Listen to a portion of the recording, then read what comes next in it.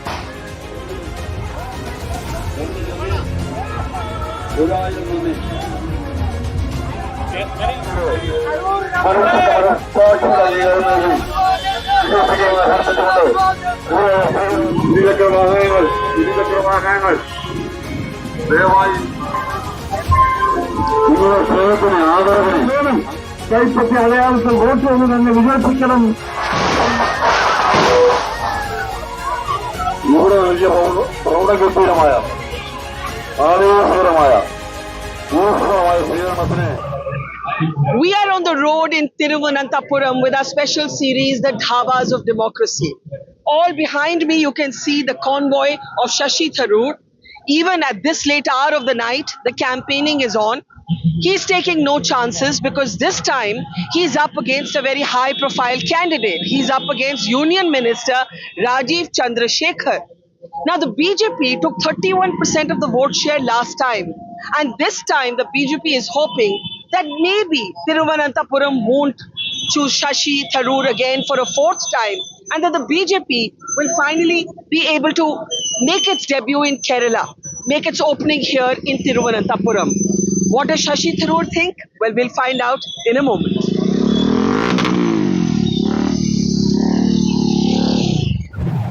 It's almost 10 p.m. and we're here on the campaign trail with Shashi Tharoor. They say it's third time lucky, but will it be fourth time lucky for him in a battle that's been called the Clash of the Titans, as Rajiv Chandrasekhar, Union Minister, goes up against Tharoor, who's hard at work even at this time of the night.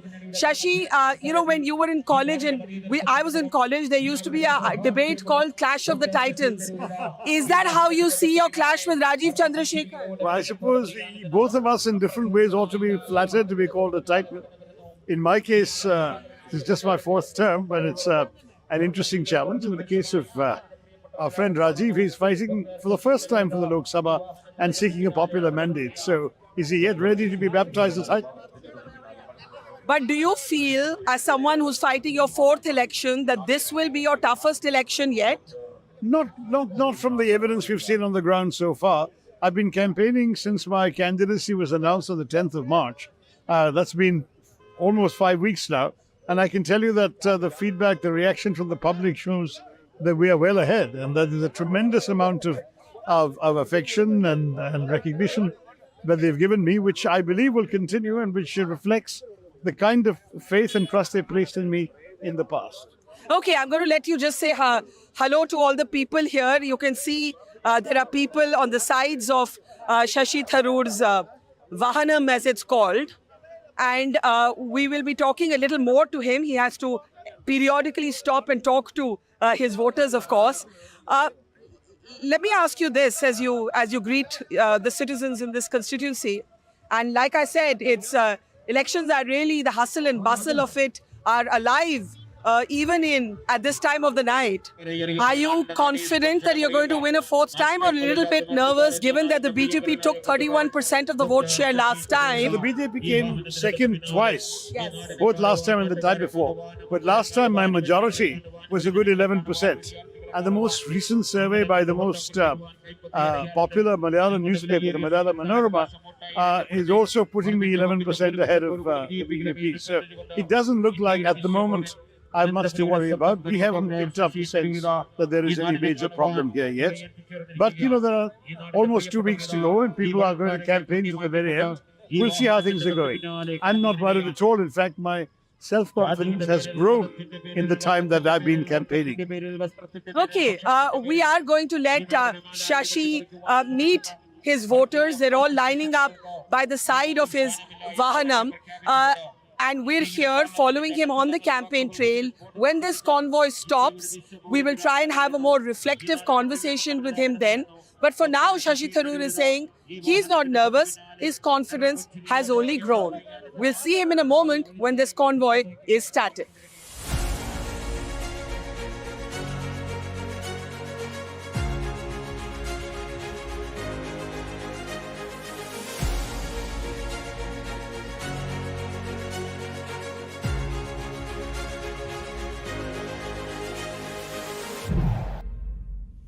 Well, this is the dhabas of democracy, so it won't be complete without a meal. And Shashi Tharoor has kindly agreed to eat with us after a long day of campaigning. It's well past 10 p.m., but clearly Thiruvananthapuram is the place for a bustling nightlife. This is ironically, the Sakhav or the Comrade Dhaba, known for a legion of communists who have eaten here. That's so right. I've got to start with saying, how ironic is that? Oh, it's a deliberate choice.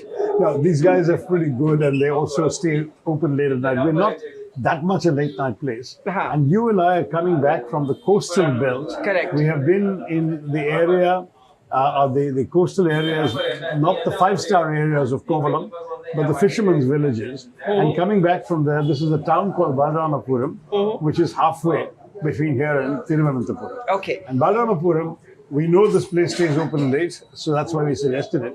But the Sakhav Hotel, as they call themselves, the Sakhav Hotel or the Comrade Hotel, is actually the place where EMS Namboodiripad and Achyuta Menon and all the legendary communist leaders have eaten. Well, we are getting the legendary banana leaf mat. That's right. And I still am stuck by the irony that your Vahanam was kind of a shade of red. We are eating at a Comrade Hotel. Are you actually a secret commie? Not the way the commies have been abusing me during this election. I don't think anyone will doubt that for a minute. They've really been spending all their energies attacking me. I asked for a thin dosa. You're going to get a thick one. Okay, so we are going to be looking at you're eating a? This is a thin dosa. This is actually not what the dhaba normally specializes in. They specialize in the ones that they're serving those guys. Look around. Okay. You see the round fat so one? I hope I'm going to get the round. I'm going to get the round fat See what one. he's carrying. So I have to. Yeah, I can see it now. So you're going to tell me all about these dosas in a moment. Yeah. So we're going to be eating we are going to be eating a dosa dinner. Okay, this is coconut chutney. Please start, Shashi. I know you're famished, but I have to ask you about this ironic moment that we're at a dhaba known for the number of communists who ate here and named also Comrade. One second, I'm just going to let him settle down. Thank you, sir. Thank you. So that now we're in a constituency where, of course, you're going head to head. He has to come from that side. You're going head to head with the BJP, but you're also pretty angry with the left. Why are you angry with the left? See, Oh, this is delicious. the fact is that the left is a significant factor in the election. They're not big players or minor players. They're a significant factor. They had held a seat in the two elections before I held it. It was a communist seat. Yeah. I took it from them. And then in 2014 and 2019, the BJP surged ahead of them.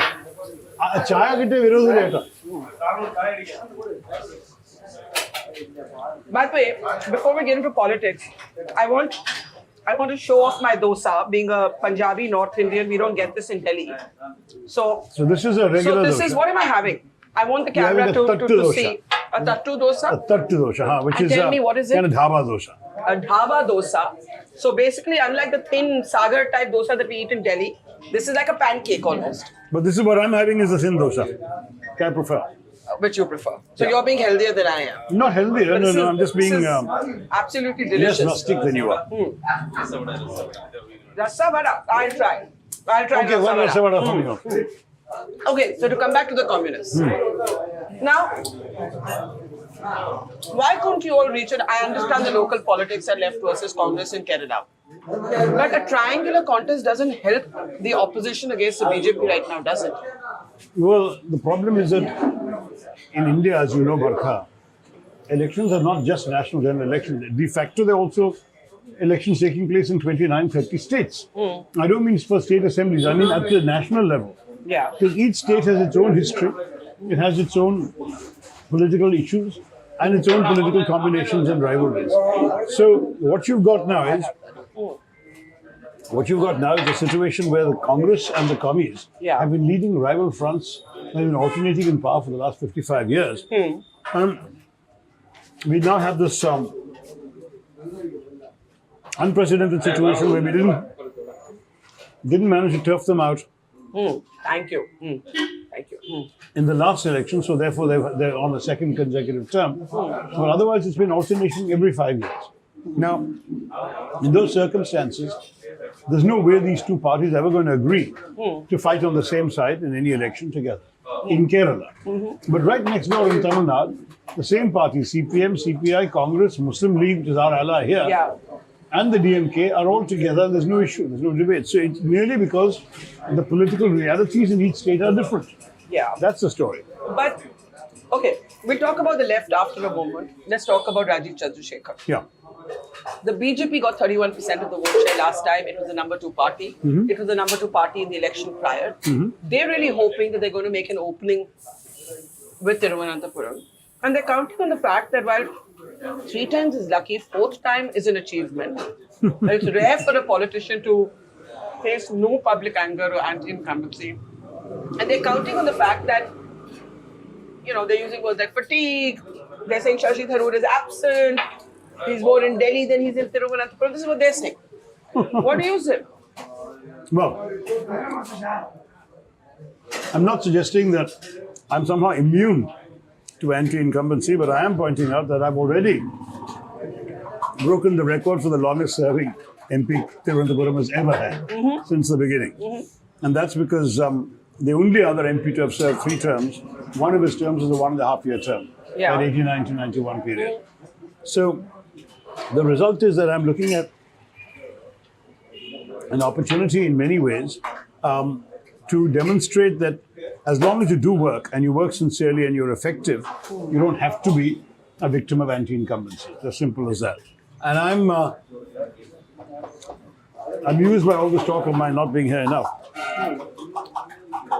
because I have averaged 10 days a month in the constituency every year. And when Parliament is in session, I unfailingly am in Delhi Monday to Friday and Saturday and Sunday in Trivandrum. The other thing is that my social media is testimony to how active I've been when I'm here. I'm constantly running around, constantly doing events, constantly making speeches all over the constituency. So I'm not particularly worried about that charge sticking. Then Rajiv Chandrasekhar has hardly ever been in Trivandrum in the last 15 years. He's tried this charge of saying he's done no work, I'm going to come and perform. The truth is I've done so much work for the development of Trivandrum that I actually have issued a 66-page report laying out everything I've done the last 15 years, just to serve as a reminder also, because memories are short in politics. And that seems to have silenced that argument quite a bit. In fact, I'd love to know whether, having been an MP from the Rajya-Sabha from Karnataka for 18 years, whether he can point to half as many achievements for his then state as I can for my own constituency. So you're not anxious? Not at all anxious. One more. I'll have one more. I've had 4 of these. And you have to tell our North Indian audience. I mean, I've kind of done a clumsy job of saying this is like a pancake. But can you just tell us a little bit more about this? No, it's the same thing. It's simply the way the batter is spread when you cook it. So it's... This is spread thin and this is spread thickly. It's delicious. Thank you.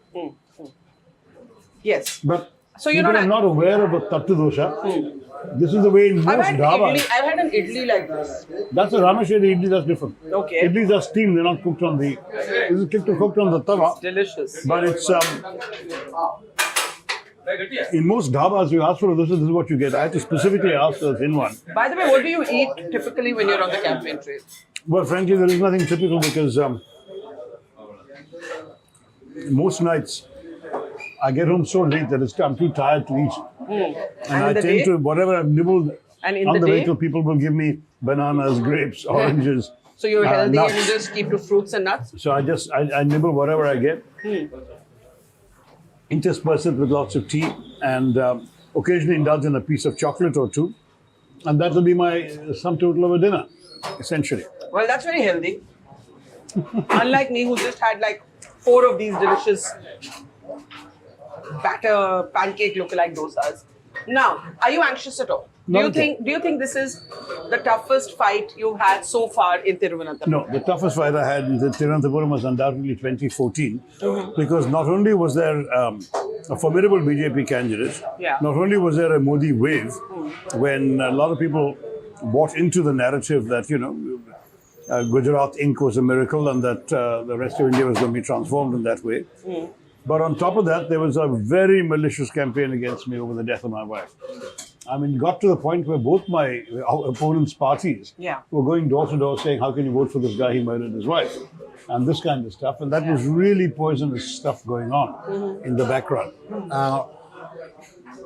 And you plowed through it. And I plowed through it, but that was my closest race. I won by just 15,700 votes. Now, in a 3-cornered fight, that's a respectable win. But still, given that I'd won by 1 lakh votes the previous election, and I went on to win by 1 lakh votes the next election, that was the one that was the toughest, the one in the middle. Now, today, I'm facing an opponent who doesn't have the same appeal that my opponent in 2014 had, because that was Mr. O. Rajagopal, who was a senior leader of both the Jansanghh first and then of the Bharatiya Janata Party here. He had been a minister in the Vajpayee government. They put him in the Rajya Sabha from Madhya Pradesh or somewhere. And he served as Minister of State for Law and Minister of State for something else. Highly respected and liked person. I consider him a friend. Called him Rajetan, which means elder brother. And he was genuinely liked by a lot of people. So there was a personal sympathy vote factor, which obviously won't be there for a newcomer like my current BJP rival. But there's this talk about Trivandrum or Thiruvananthapuram being a primarily urban seat, young population, Rajiv Chandrasekhar representing the world of tech, also being suave and urban like yourself, a similar persona. What do you say? Not true. I mean, I've done a great deal for the tech world, by the way, in Trivandrum. I can talk about that too. But Trivandrum is still a predominantly rural population. There are 7 assembly segments. 4 are urban, 3 are rural. But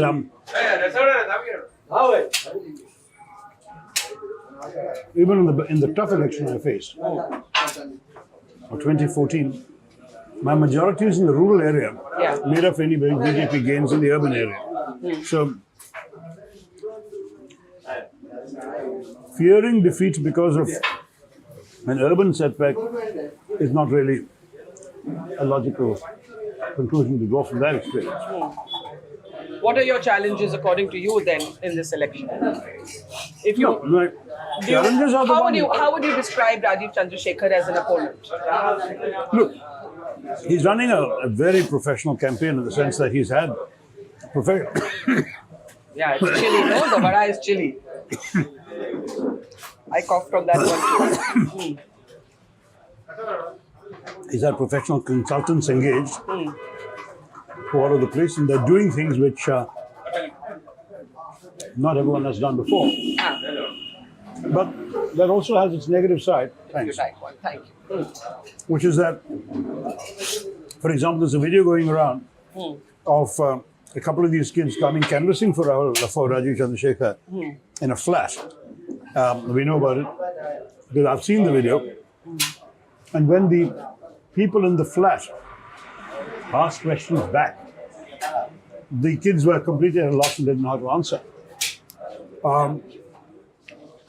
They're essentially trained in a rather limited script, and that's all they can go for. So, with a thinking voter, like the Kerala voter, that may not be enough. The strengths, I think you're right, that he has somewhat similar appeal to the professionals in tech world and so on, that I have enjoyed so far. But just shortly before you came here, the story of his affidavit broke, and I think that's giving him some perception issues in the constituency, because a billionaire who structures things in such a way that he pays less taxes than a taxi driver, that doesn't sound very well in a place like Kerala, where we are pretty egalitarian and expect those who are fortunate to pay their share. Are you planning to make it a big central issue? Not personally me. Why is that? I've not even had time to do anything but campaign. My own party has made an issue of other things in the affidavit, and that has become a thing. But the tax thing that I've been seeing bits and pieces of all is all from private social media handles. I think what the Congress Party and the LDF complained to the Election Commission about was the number of concealed assets, or what they allege were concealed assets, and he denies. And that, I think, is something the Election Commission will end up sorting out, or will have to go to court or whatever, I don't know. But as far as the tax thing is concerned, I don't really see any party taking it up. It's more a question of perceptions, and perceptions matter in politics. Now, let's talk about how you would define him as an opponent. How would you describe him? This is not a particularly useful line of inquiry, Barkha. I'd rather not describe him or anyone else, describe myself and my work. I'll come to that. We've been talking about that. But let me put it differently. You like to use a word called, and please forgive me if I'm going to mispronounce this one because it's a complete Tharoorism, defenestrate. Yeah. Defenestrate. Anybody knows what that means? Like, firstly, I have to ask you before you tell us what that means. Do you actually use words like this in real life? Yeah. Or do you just do it to bug everybody else? No. And to show off? And to generally preen? No. Look, this whole thing started in college.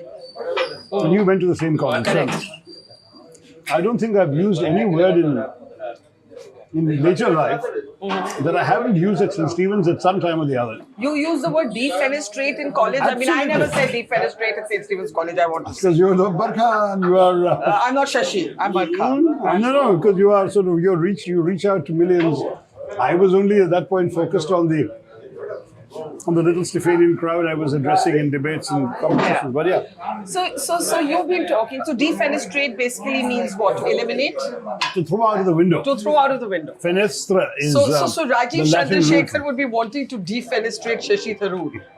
I bet Throw you better out ask of him. the Trivandrum window. Right? Yeah, ask him whether he wants to do that. But as far as I'm concerned, what I'm expecting that I'll have to do is to defend not only myself at the window but also at the door, which is where the knocks are coming right now. I will say that when you look really officially at this election, there are three contenders, and I mentioned one poll to you. I don't think your camera was on, so I'll repeat it here, which is that the leading Malayalam newspaper, the Malayalam Manorama, ran a poll which shows me winning by almost exactly the same percentage by which I won last time, which is about 11%. Yeah. You in a got much 44% of the vote share? Last time I got 42, 42 BJP and got the 31, and the time, Communists right. got 26. Right. In this poll, I'm showing at, I think, 40.7, almost 41. And the other two are both in the high 29s. I think Rajiv Chandrasekhar is shown at 29.8 and Panyan Ravindra Congress at 29.6 or something like that. So he's ahead, but not by much of the Congress. That's the scenario as I understand it in that particular survey. Now, I'm not a big fan of surveys in India, so I'm not going to rely on that or count on that alone to explain anything, because the fact is that in our country, surveys always run afoul. Oru chayam kodutende. Sir. Oru chayam kodutende. Surveys always run the risk of the sample not being accurately reflective of the voting population. I remember the last election, one of the prominent newspapers, not the Manorama, ran a survey saying I was going to lose. And I won by a lack of votes, which in a three-cornered contest is about as good as it gets. Yeah. So, difficult to say how these surveys work, but nonetheless, our sense on the ground, I've been going around campaigning since the 10th of March when my candidacy was announced, is that people, by and large, are showing the same level of enthusiasm, support, affection and trust in me as I've received on the previous occasions, and in some places even more than before. So I'm not at all worried. This is an unusually long campaign by Kerala standards. My first election, the whole thing was done and dusted in 3 weeks. This one, from the dates in which the elections were announced to today, till the 26th of April, for the communist candidate who was the first off the block, it will turn out to be like a 9-week campaign, which is crazy in Kerala. For Rajiv Chandrasekhar, he was announced, I think, about 7 weeks, 1 week or 10 days before I was announced, and I've got the shortest span, which is only fair, I suppose, in some ways, because the incumbent needs less time to familiarize himself to the voters, whereas the challengers need more time to get used to the constituency and so on. That's fair enough. But Rajiv and Pannian Ravindran have both been on the ground running, and I will say that because of that, thank you. Please? One more, thank you. Because of that, it's going to be important for me to do the same, to sort of be working all the time, morning to night, touching all the bases, even the ones of people who know me well and have known me well and have cooperated with me in the last 3 terms, because you never know when that's going to be enough or not. That's essentially the thing. Having said that, right now, the BJP appears, and I'm being very careful, appears to be ahead of the communists, and both appear to be well behind me. In the very first period of the campaign, I myself said, well, look, it's a 3-cornered fight, we're all in with a chance, After a while, it seemed to me the communist campaign had not caught fire. And they seem to be running a rather lackluster campaign. Indeed, most of their attention will be focused on attacking me, which seemed to me a slightly odd position to find myself in when we're both trying to unseat a BJP government in Delhi. But nonetheless, fair enough. That's what they've been doing. But that's happening in Wayanad also, where they're contesting against Rahul Gandhi, right? That's right. What do you make of that? No, I think Rahul Gandhi is incumbent. He's absolutely entitled to defend his own seat.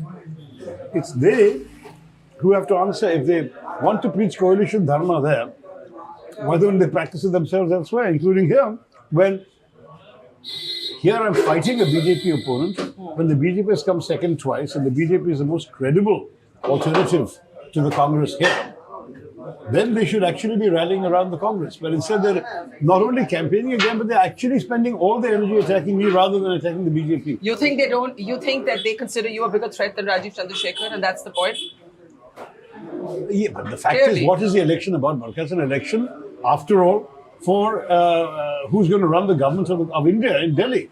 It's not an election for who is the nicer guy in Trivandrum. So ideally, they should not have fielded a candidate against you. No, if they really believe, thank you, sir. If they really believe what they're saying about Rahul Gandhi, that we're allies, we shouldn't be fighting each other, then that argument applies in spades when the Congress is fighting the BJP. And I'm certainly not supporting their argument with Rahul Gandhi. I think Rahul Gandhi should contest and win, as the voters want him to. But I am certainly contesting the argument that, making the argument that they have no business to preach alliance dharma in Wayanad and come here and undermine an anti-BJP candidate, which is what I am. Okay, we've spoken about the communists at, by the way, the Comrade Sakhav Dhaba in Thiruvananthapuram, highly deliciously ironic. Balaramapuram, actually, but sure. What is it called? Balaramapuram is Balaramapuram, but part of the Thiruvananthapuram constituency? Yeah. Okay. Now, let's talk a little bit about how food is so deeply political at this moment in this campaign. I thought when I called my program Dhabas of Democracy that I was just going to be eating my way through the heart of India. But in the last couple of days, we've seen the Prime Minister actually reference meat, as he called it, meat at the time of Navratri or Sab. And he made it sort of an example of how he believed that the opposition, and the reference seemed to be to Tejasvi Yadav and Lalu Prasad Yadav, were mocking Hindu sentiments by flaunting videos of mutton and fish. We're having a pure, by the way, vegetarian meal. I'm sorry, I happen to be vegetarian. Oh, you are vegetarian? Okay, I'd forgotten that. But given the debate that the Prime Minister has triggered around food, what do you say? What do you say about this debate? I think it's most unfortunate because the most important characteristic of Hindudom, as it used to be, was live and let live. When Mahatma Gandhi, who revered the cow, and had that famous dream that the cow was crying to him piteously at night. And that's why he stopped drinking cow's milk, because he thought even the pain of milking the cow was unfair to her. Yeah. And so he switched to goat's milk. Yeah. This Mahatma Gandhi, when asked, how come we're not calling for a ban on beef in this country, he said, how can I tell others what to eat? He said, it's my personal decision. I will not eat it. I will not. But I'm not going to tell Muslims they can't eat it. And that's our. And it's not only Muslims, right? Not only beef Muslims, exactly. is a different debate. No, but I'm just saying it's the same logic. Non-vegetarianism is not only Muslims. It's the same logic for non-vegetarian food. I am a vegetarian, have been since I was 4 or 5 years old, but my family was not. In fact, my mother thinks I discovered vegetarianism by accompanying her to a butcher shop in Crawford Market in Bombay and being revolted by what I saw. Yeah. And what's interesting is my own twins were brought up to eat everything because they were brought up in a place like New York. And we thought life would be much easier for them to be vegetarian. And their mothers, half Kashmiri, half Bengali, so meat-eating Brahmins on both sides. Yeah. And then what happens? One of my twins unilaterally turns vegetarian without any influence, because I genuinely believe that I just shouldn't proselytize, that people eat what they want to eat. Yeah. Now, there's an example of people finding their own dharma, if you like, when it comes to food. Why should Mr. Modi make somebody's food habits a political issue? It is the Hindu says, let everyone choose to do their own thing. But let's look at the data. The Pew survey tells you that about, 39% of Indians, or somewhere there, 31 or 39, I don't remember exactly, identify as vegetarian. But it says 81% do say that they have some restrictions on their meat consumption, which means either they don't eat a kind of meat, or they have phases in the calendar where they don't eat meat, or they have a day of fasting. And the BJP says the Prime Minister isn't making a point about meat eating. He's making a point about religious sentiment. He's making a point that Tejasvi Yadav himself said, hey, I'd released this video to provoke the BJP. We knew that they'd get provoked. And so on. So his point is about religious sensitivities. Well, okay, fair enough. But my point still is that why should somebody in the name of religion be sensitive about somebody else's personal taste? To my mind, that's what's wrong in some ways with the whole nanny state attitude that the BJP specializes in. I don't believe the government or the ruling party has any place in my bedroom, in my kitchen, at my dining table. And the BJP doesn't agree. They feel they can make comments on all of these areas, who to love, what to eat, where to, how to dress, where to go. And I just think that this is wrong. I think it's not how we used to be as a culture, and it's not how we should be in a modern 21st century liberal state. But Mr. Modi, unfortunately, is actually playing into the worst stereotype of the prejudiced uncle who is saying, my way of doing things is the right way, and the rest of you should actually respect mine. Whereas my argument is, his way is right for him, my way is right for me, your way is right for you. It's fine. You've been to my place. You've had meat at my table. I've not complained. I've encouraged my guests to eat what they want to eat. Yeah. And I eat what I want to eat, and I don't eat what I don't want to eat. It's as simple as that. I would say the same thing applies across the board in public life as well. But that's not the way in which our Prime Minister and the ruling party seem to see it. Now, Shashi, moving from this whole sort of debate around food and personal liberty, let's actually look at the Modi factor. You don't agree in this case with what the Prime Minister has said, but clearly all polls, since you've cited polls about, showing you ahead in Thiruvananthapuram, there are other polls that show a likely third term for the Prime Minister. He has focused very much on the southern states this time. Right? They're hoping that this is going to be their debut seat in Kerala. He's made multiple trips to Tamil Nadu. How do you read the Modi factor? And do you actually look at it through the prism of a so-called North-South divide? Or do you, as Prashant Kishore argues, not underestimate Modi as a brand even here, even in the southern states? I certainly don't underestimate the brand of Mr. Modi. And in fact, I can see and admire those qualities in him that have obviously attracted voters in the course of the last 10 years. And before that in Gujarat, his oratory is compelling.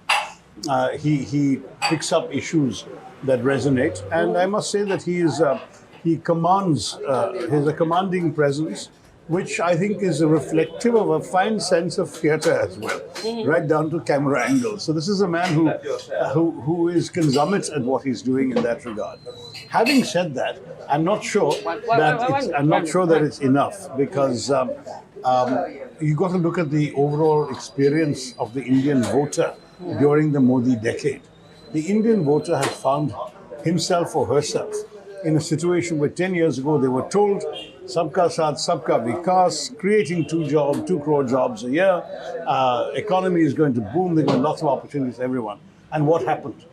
What happened was that not only did they not create 2 crore jobs a year, but those who voted hoping for a job in 2014 still don't have a job in 2024.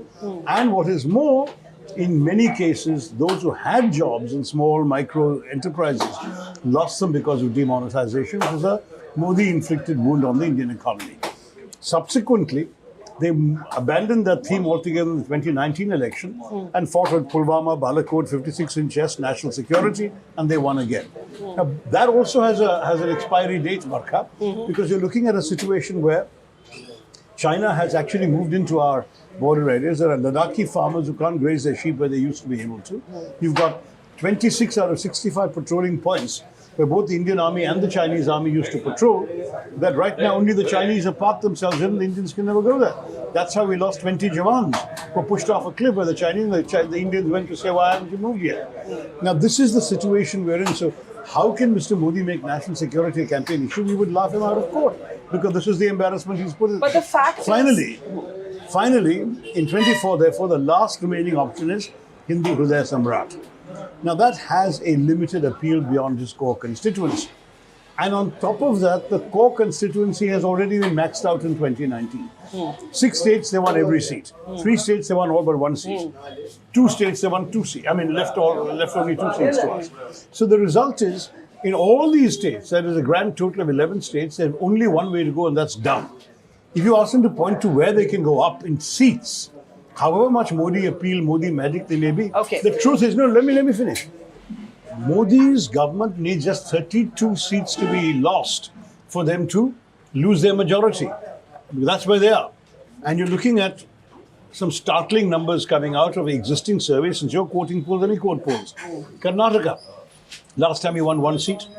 The last poll last week showed 20 seats. The poll 3 days before that from another rival poller showed 17 seats in Karnataka for the Congress Party. Telangana, last time we won 2 seats. Last 2 polls showed 10 and 12 seats respectively. Haryana, last time we won 0. Now it's showing 5 to 7 seats for the Congress Party. You're seeing stories like this in state after state. So what I'm seeing is the Congress going up and the BJP correspondingly going down, because these are all BJP-held seats.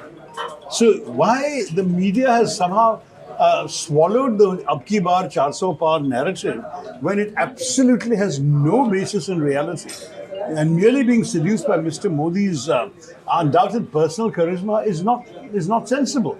I genuinely believe that the BJP is in for a very rude shock in this election. Okay, we'll find out. North and South, exactly. We'll find out in a few weeks. I'm not a pollster, so let's not do a poll versus poll debate here. But do you find yourself in a kind of ideologically lonely place? Because much of your party is seen to be lurching far too much towards the left. In fact, critics of the Congress say again and again that the Party of India's freedom movement now seems to be a party where the leadership is surrounded by, some people have even used the phrase, loony lefties. Okay? On the other hand, there's you, a believing Hindu, the author of a book which explains why you're a Hindu, but quite centrist on issues of national security, comes from having been a veteran diplomat. When you called the Hamas a terror group, right? Which you did. No, I didn't. Hamas is not a terror group. I was very careful. It was an act of terror? I described what happened on October 7th without using the name Hamas.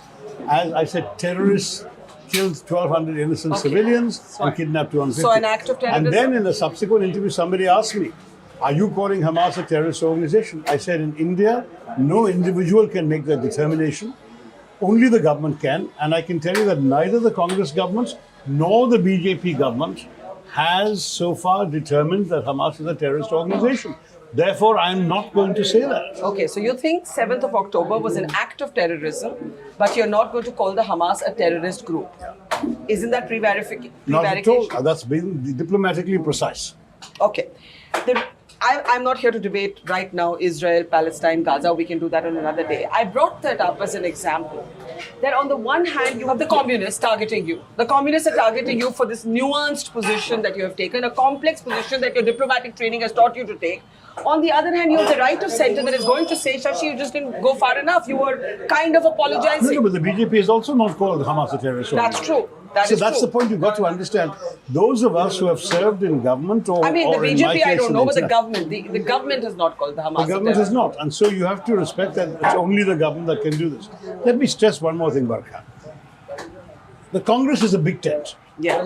In terms of economics, I have been much closer to the Manmohan Singh, Montek Singh, Ahluwalia, Chidambaram line, which is a very liberal economy, much more freedom for entrepreneurs and business people, but at the same time a faith in social justice, that the revenues that come to the government, that accrue from a dramatic growth in these sectors, should be shared with those who are poor, marginalized, excluded, and that's why you have welfare benefits.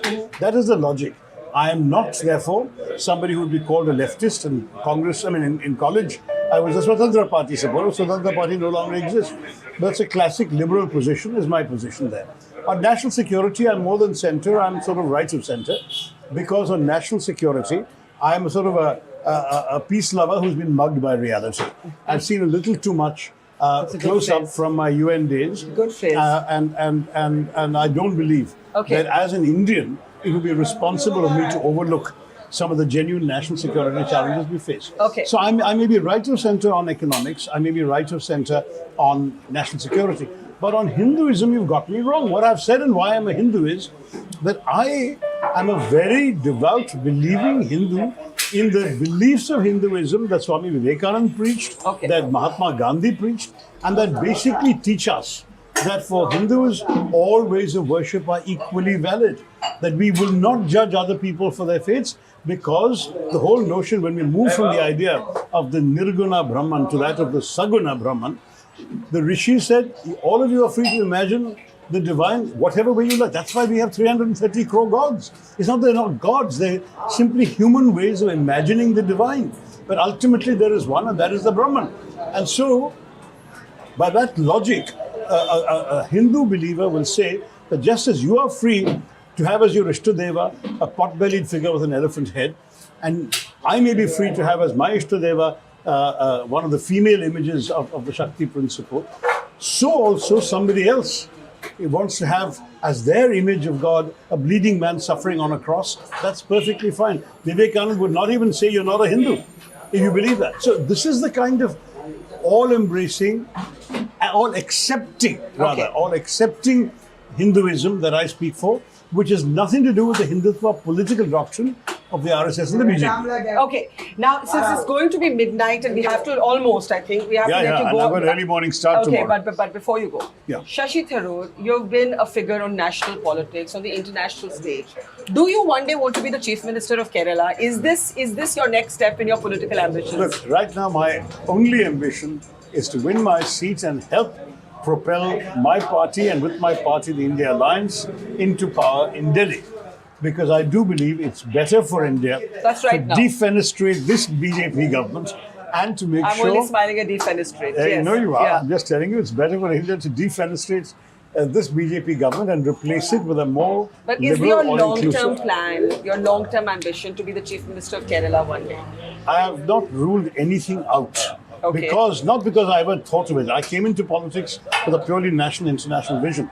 But given the large numbers of very influential figures in Kerala who are insisting I start considering that, I have said, don't tell me now, let me wait till after the Loksabha election.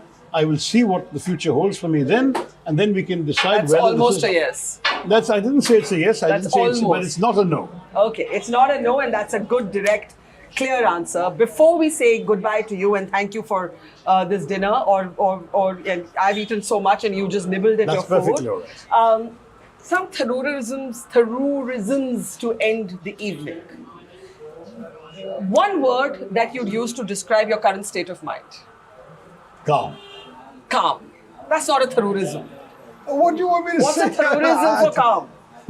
It is certainly true. Look, whenever people ask me for these long, elaborate words, I tell them the secret is just know one word. And what's that? Read. I said the more you read, the more vocabulary you'll acquire, and you can decide how to use it if you want to. Okay. But no, my mind at the moment, I'm not stressed. I don't see any cause for alarm or stress. It's a tiring, fatiguing election campaign. It's also extremely hot. Yes. We had a blessed respite yesterday afternoon with some rain. But otherwise, we've all been really, really enduring a lot of heat. And therefore, I will admit that for me, at this stage, it's been taking a toll, but not in my mind. It's been taking a toll of my... So, a Tharoorism to describe the communists? Lackluster, surprisingly. And even the sort of feeble attempts at attacking me, I don't think that they lack all conviction. It's not particularly... Okay. And one word to describe your opponent from the BJP? Unconvincing. Okay, so we have three words. Shashi Tharoor, calm. Lackluster for the communists and unconvincing for Rajiv Chandrasekhar. The voter will have the last word. He's been very patient. I had plates and plates of rasam vada, of Thattu Dosa. 4 of them, I'm embarrassed to say, while you can see here on his plate that he's not even finished his first one. If the camera comes closer, he was just nibbling, and that is just embarrassing. Anyway, Shashi, good luck. I've been nibbling on my campaign vehicle as well. So good luck to you, and thank you. Thanks, thank you so much. Have a good stay. Thank you. Namaskar and hello everyone. Welcome to a ride through the heart and the soul of India.